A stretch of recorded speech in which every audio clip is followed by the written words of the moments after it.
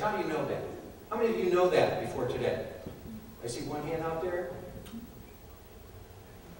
King George, at the insistence of the Bank of England, that means the Rothschilds, foisted the British pound, debt with interest, upon the colonies with the Currency Act of 1764.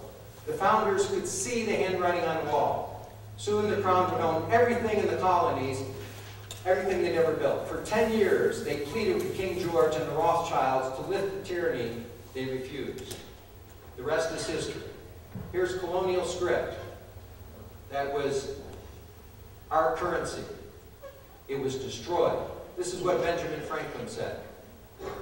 We'd have gladly become born a little tax on tea and on other matters had it not been that they took from us our money, which created great unemployment and dissatisfaction.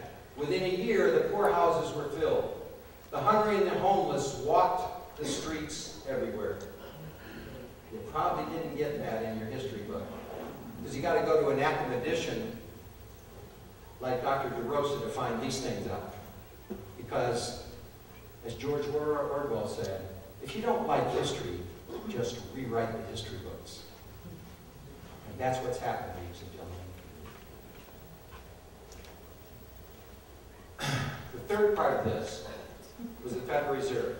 And our next speaker, I'll let him tell you how the Federal Reserve occurred. It occurred under a secret act. It was written by the Money Trust. And who these people were, very interesting. Representatives.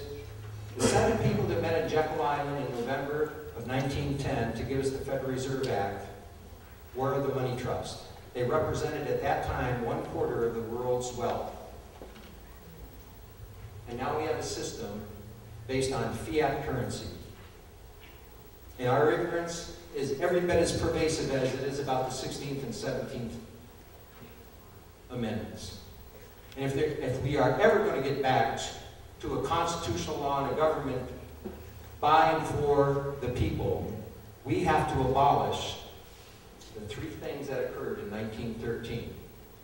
You should be vetting your local politicians. Would they support movements to repeal the 16th and 17th Amendment and the Federal Reserve Act? But government is not going to do it. It's going to be we the people. And our next speaker has an ingenious plan that all of you can get powerful without writing letters to your congressman and you get a form letter back. So please give him your attention. I thank you for your attention. I hope you learned something. Thank you very much.